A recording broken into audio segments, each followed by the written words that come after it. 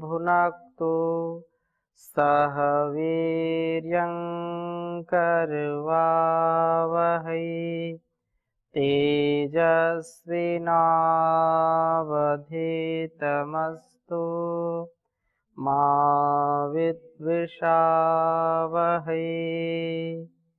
ओम शांति शांति शांति।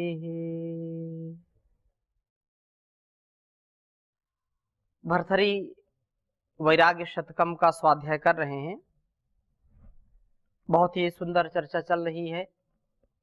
हमारा जीवन और यह जगत उस ईश्वर की विधान से, उसके संविधान से बहुत ही महनीय है। यह इसको हम कैसे नियोजन से, कैसे व्यवस्थित, मर्यादित, अनुशासित चला करके जीवन को सफल करें, प्रबल पुरुषार्थ करें और अनासक्त भाव से, निर्लेप भाव से, निर्विकार, निरहंकार, निर्द्वंद्व भाव से इसको जिए। ऐसा ज्ञान हम सब के जीवन में उतरे।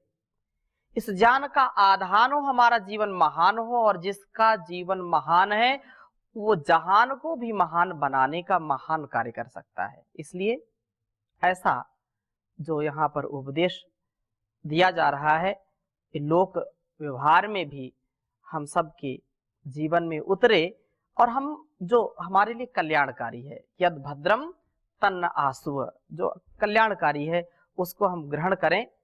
तो हमने 13वें श्लोक तक पढ़ा था, आज 14वां श्लोक पढ़ेंगे। हमारी आयु व्यर्थ ही नष्ट हो रही है। आयु जैसे कोई घड़ा है और कहीं से उसमें पानी रिस रहा है, टपक रहा है, तो ऐसे ही लगता है कि ये एक एक बूंद पानी गिर रहा है ना, तो एक एक पल हमारे जीवन का जा रहा है, बह रहा है। एक एक हमारा जीवन का जो महनीय समय है, काल है, वो बहा जा रहा है। उसका नियंत्रण तो संभव नहीं है, परंतु कैसे इसको हम सार्थक करें जीवन को, इस जीवन को, इस जगत को हम कैसे सुसंस्कारित करें, कैसे इसको महान बनाएं। तो यहाँ बहुत सुंदर बात कही है।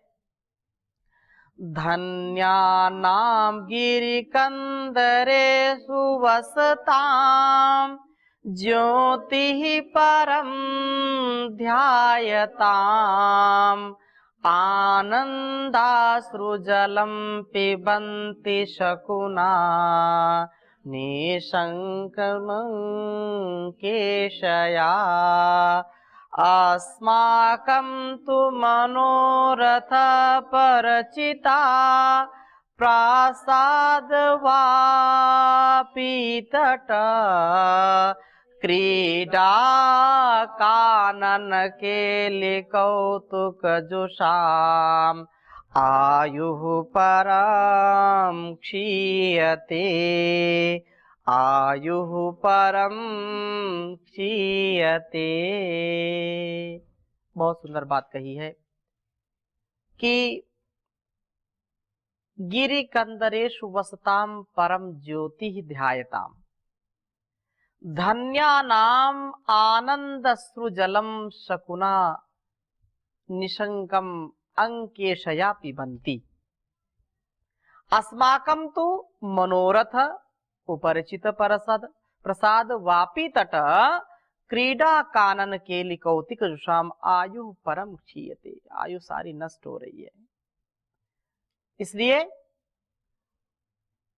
जो ज्ञानी है, जो ध्यानी है, जो विद्वान है, जो गिरि कंदरेशु, गिरि जो पहाड़ हैं, उन पहाड़ों की कंदराओं की जो है शरण में, गिरि कंदरेशु उन गुफाओं में वसताम निवास करते हुए परम ज्योति, जो ब्रह्म ज्योति, जो पर ब्रह्म के प्रकाश से युक्त है, ध्यायताम ध्यान करने वाले वे महापुरुषों के आनंद अश्रु, जल आनंद के जो अश्रु है, उस जल को शकुना जो पक्षी निशंक निर्भय होकर के अंकेशया गोद में बैठ करके पीते हैं।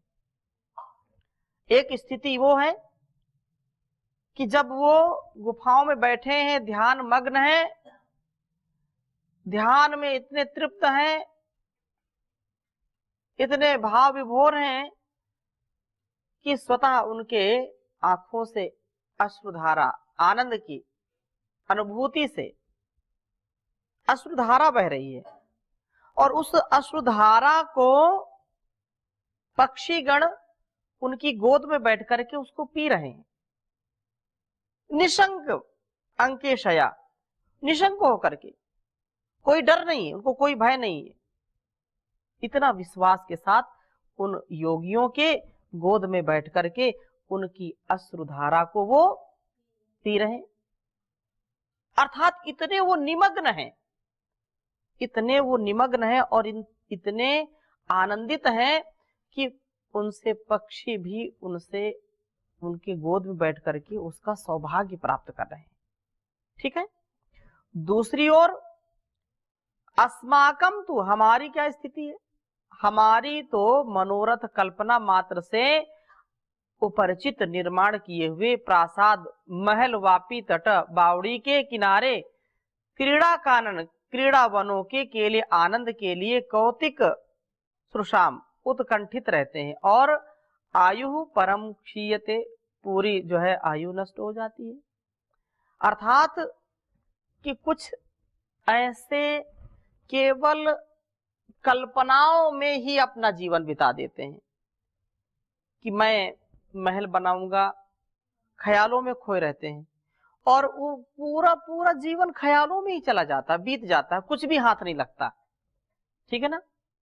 महर्षि दयानंद एक कहीं कथा लिखते हैं ना कि वो जो है घृत लिया था और सिर पर घृत रखा था, हाँ, मटके में, हाँ, तो वो विचार कर रहा था मन ही मन, इसे जो है अब जो ये सेठ पैसा देगा, मजदूरी कर रहा वो 50 पैसे की, हाँ, या 1 टका की, पूरा 1 टका तुमको देंगे, और ये जो घी है ना, घड़े में जो घी है, इसको मेरे घर पहुंचा दो।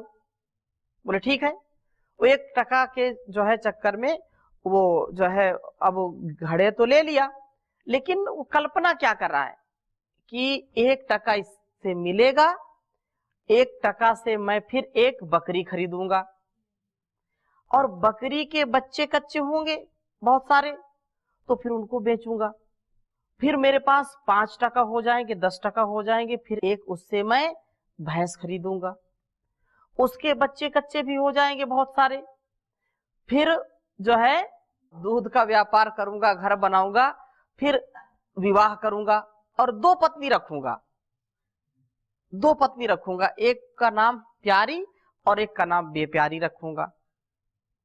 तो जब प्यारी के बच्चे आएंगे तो उनको लाड करूंगा, उनको दुलार करूंगा, उनको जो है स्नेह करूंगा, और जब बेप्यारी के बच्चे मेरे पास आएंगे तो उनको जो है अब सिर ऐसे कर दे, उनको डांट दूंगा, और जैसे ही सिर ऐसे किया, सारा घी नीचे गिर गया, जो घड़ा था घी का वो फूट गया, जमीन पर सब बिखर गया। ये इसको हवा के बैल बोलते। जो सेठ था वो जो है डांटने लगा, रे तुमने सारा मेरा घी मिट्टी में मिला दिया, सब घी मिट्टी में मिला दिया, और खूब वो विलाप करने लगा, उससे ज्यादा वो विलाप करने लगा, खूब उसी में जो है लोटपोट होने लगा, अरे तो बहुत गड़बड़ हो गया। तो सेठ को बड़ा आश्चर्य हुआ, अरे ये क्यों रो रहा है? बोले तुम क्यों रो रहे हो? बोले आपका तो केवल घी ही मिट्टी में मिला, मेरा तो बसा बसाया घर मिट्टी में मिल गया है। अर्थात ये जो कल्पना है ना, ये कल्पनाएं व्यक्ति को पता नहीं कहां से कहां ले जाती है। ठीक है।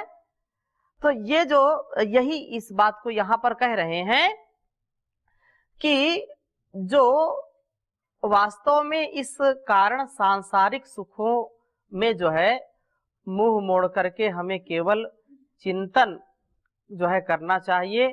संतुष्ट हम जो है केवल विचार में ही संतुष्ट रहते हैं, केवल ये करेंगे वो करेंगे, और हम नीतियां बनाते रहते हैं, केवल विचार करते रहते हैं, उसको क्रिया में नहीं लाते, उसको हम जो है स्वभाव में नहीं उतारते। यदि हम स्वभाव में उतार लें तो जीवन हमारा महान बन जाएगा कि नहीं। इसलिए मैं बड़ा अफसर बनूंगा, मैं ये करूंगा, मैं वो करूंगा, मैं प्रधानमंत्री बनूंगा, है, और घर संभाला नहीं जा रहा है, घर संभाला नहीं जा रहा, प्रधानमंत्री देश संभालने की बात कर रहे हैं। तो ये बात कही है। आगे चलिए, विषयों का त्याग बड़ा कठिन है। भिक्षासनं तदपि नीरसमेकवारं शय्या च भूः परिजनो निजदेहमात्रम् वस्त्रं विशीर्णशतखण्डमयी च कन्था हा हा तथापि विषया न परित्यजन्ति हा हा तथापि विषया न परित्यजन्ति। तो बहुत सुंदर बात कही कि भिक्षा असनम तदपि नीरसम एक वारम शय्या च भू परिजनः निज देह मात्रम वस्त्रम च विशीर्ण शतखंडमयी च कंथा हा हा तथापि चेतः विषया न जहाति न परित्यजति। भिक्षासनम भोजन, भिक्षा का भोजन है, वह भी रसहीन, एक बार मिलता है, नहीं मिलता, कभी मिला कभी नहीं मिला। तो शैया और बिस्तर में भी भूमि है, सोने के लिए क्या है, शैया भूमि। कोई जो है बहुत अच्छा वो नहीं है कि बिल्कुल जो है सोने के पलंग में सोने का मिले और मखमली गद्दे हो, ऐसा कुछ नहीं। सोने के लिए भी क्या है, धरती, धरती में शैया चा भूमि शैया है। और परिजन क्या है, केवल जो है परिवार के लोग, सेवक, निज देह मात्रम, केवल अपना शरीर ही है। परिवार क्या है, अपना अपना शरीर ही परिवार है और कोई है ही नहीं। वस्त्रम चा विशीर्ण, और वस्त्र कैसे, फटे हुए, शतखंडमयी, और सैकड़ों चिथड़ों से जो है युक्त है, कंथा गुदड़ी है, तथापि फिर भी चेता चित्त विषयान, विषयों को न जहाती, कभी छोड़ता नहीं। हाँ हाँ, बड़े दुख की बात है, कुछ भी नहीं है खोने के लिए, खोने के लिए कुछ भी नहीं है, कुछ बहुत बड़ी जो है ना समृद्धि है, ना बहुत बड़ा कोई साम्राज्य है, अपना केवल ये जीवन है, फिर भी जो संसार का आकर्षण है, जो विषयों के प्रति आसक्ति है, वो कभी जाती नहीं है। खोने का भी और पाने का भी, खोने के लिए कुछ है नहीं, लेकिन पाने की जो एक लालच है, लोभ है ना, मुझको मिल ही जाए, मुझको ये वस्तु, ये व्यक्ति, ये स्थान का मैं अधिकारी हूं, या ये मिल जाए तो बहुत अच्छा हो जाए। जबकि इस संसार में त्याग पूर्वक जीवन जीने से मुक्ति की प्राप्ति हो सकती है, लेकिन मन में मुक्ति नहीं है, मन में आसक्ति है।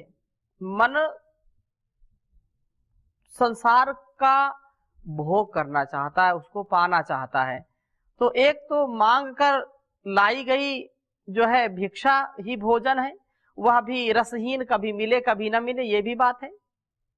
और सोने के लिए शैया भूमि है, परिजन केवल शरीर है, और वस्त्र भी चिथड़े में है।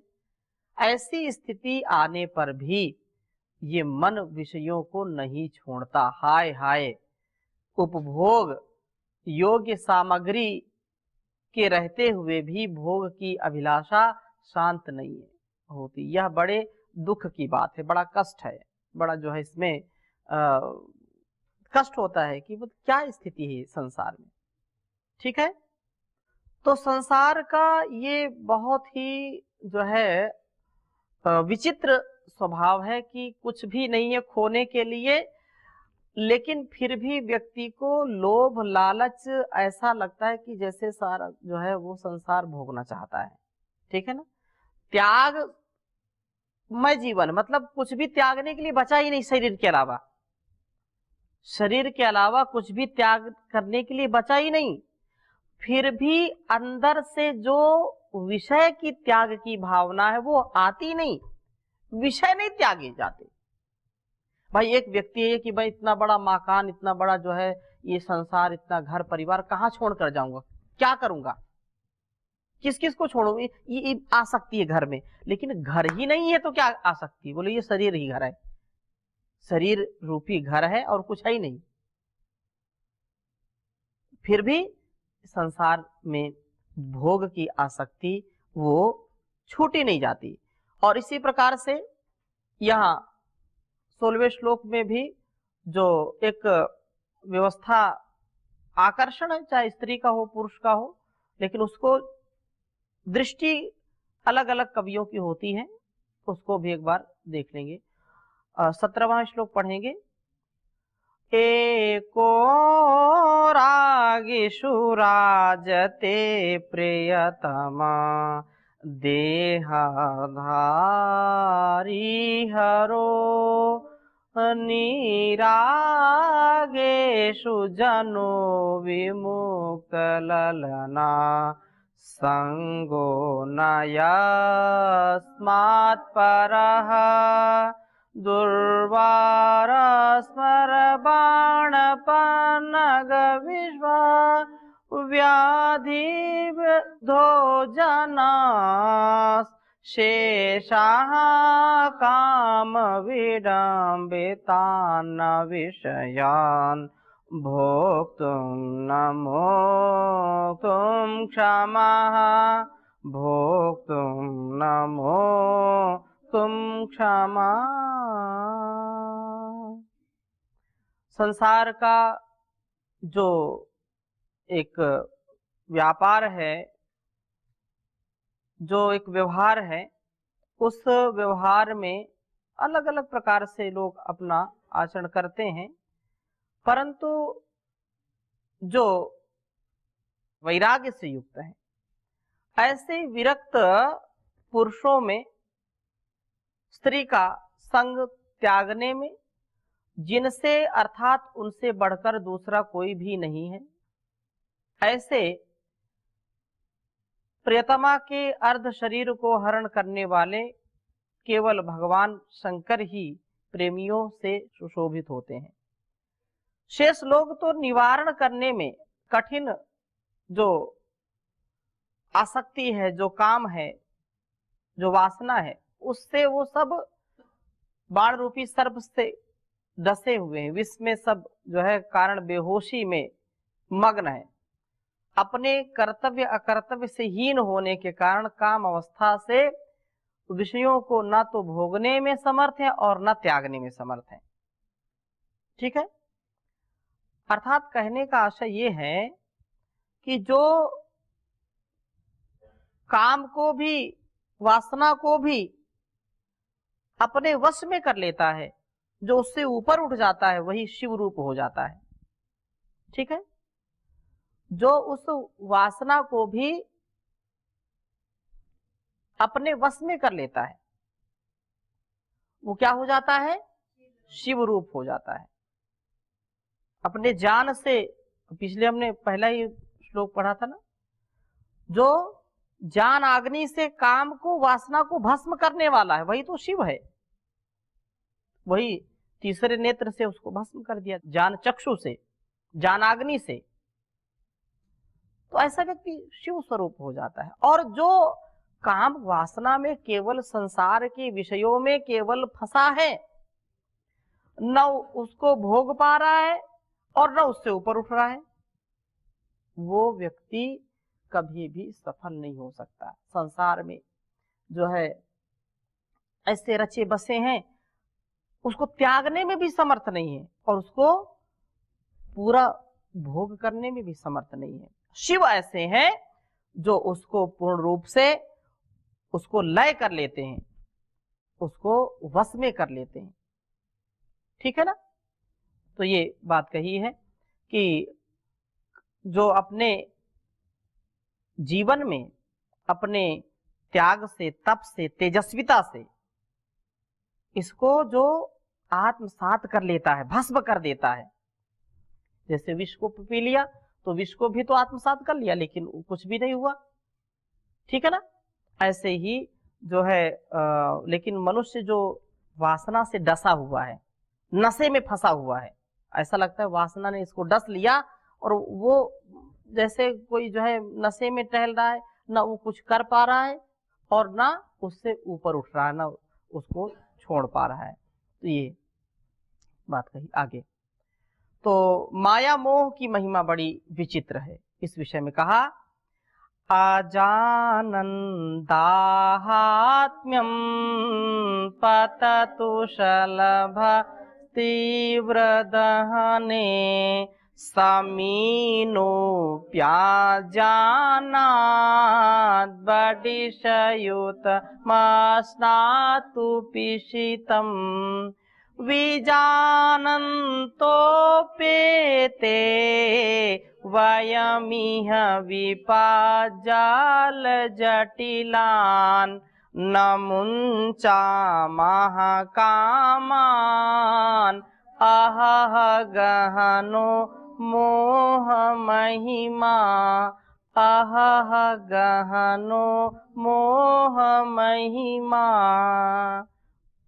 शलभा दहन्त्यम अजानन तीव्र दहने पततु समीनः अपि अज्ञानात् बडिशयुतं पिशितं अस्नातु इह एते वयं विजानतः अपि विपत जाल जटिलान कामान न मुंचामः अहा मोह महिमा गहनः। ये बड़ा कठिन है। क्या कहा? जो शलभ है, जो फतिंगा है, जो प्रकाश में, दीपक में जाकर के जल जाता है ना, दीपक में जल जाता है, गिर जाता है। दीपक जला, अंधेरी रात है, वो उधर की ओर जाता है। प्रकाश चाहता है, वो रूप चाहता है। रूप, रस, गंध, शब्द, स्पर्श, ये 5 विषय है ना। इन 5 विषय में ये जीव फंसे हुए हैं, तो उसमें वो मृत्यु को प्राप्त हो जाते हैं। तो कहा वो तो अज्ञानी व्यक्ति है, मतलब अज्ञानी प्राणी है। वो तो इतना ज्ञान उसको नहीं है कि इसमें मैं गिरूंगा तो मरूंगा, उसको ज्ञान नहीं है। वो बेचारा जाकर के उसमें गिर जाता है और मृत्यु को प्राप्त हो जाता है। मृत्यु होती है उसकी। अजानन दाहात्म्यम पततु शलभ दीप दहने, तीव्र दहने, जल जाता है। समीनो अप्यजानात बडिशयुतम स्नातु पिशितम, जो मछली है, मीन है ना, उसको भी लोग जो है कांटा डालते हैं, उसमें जो है बंसी लगाते हैं, उसमें मांस का टुकड़ा लगाते हैं, कुछ भी लगाते हैं, और उसके स्वाद के चक्कर में, शलभा रूप के चक्कर में, और जो मीन है वो रसना के चक्कर में वो जाती है, फंस जाती है और मृत्यु को प्राप्त होती है। अस्नातु पिशितम विजानन तो एते वयम इह विपज्जाल जटिलान। ये जो उसी ने अपने जो है इस संसार में हम भली भांति जानते हुए भी विपत्तियों के जाल से जटिल बने हुए वासनाओं को छोड़ते नहीं। और बड़े आश्चर्य की बात है, मोह की महिमा गहन है, अर्थात इससे जानना बड़ा कठिन है। इसको हम इसी में फंसे रहते हैं। ये जाल बड़ा ही विचित्र रचा हुआ है। ये जाल इतना कठिन है कि इससे निकलना बड़ा कठिन हमारे लिए है। हम इसी में फंस जाते हैं और मृत्यु को प्राप्त होते हैं। जानते हैं कि ये सही है, ये गलत है, ये गलत है, फिर भी हम उसी में फंस जाते हैं। उसी में हमारी जो है पूरी जीवन भर की जो कमाई है वो उसी में गंवा देते हैं। जीवन भर जो हमने कमाया, ज्ञान, विवेक, वैराग्य, ब्रह्मचर्य, शक्ति, यश, कीर्ति, सब मिट्टी में मिला देते हैं। क्यों? क्योंकि ये जो है ऐसी विपत्ति है, एक प्रकार से विपद जाल जटिलान, ये विपद जो है जाल बड़ा जो है जटिल है, इसको काटना बड़ा कठिन है। तो आगे और हम चर्चा करेंगे, अब यहीं पर विराम लेते हैं। ओम शांति शांति शांति।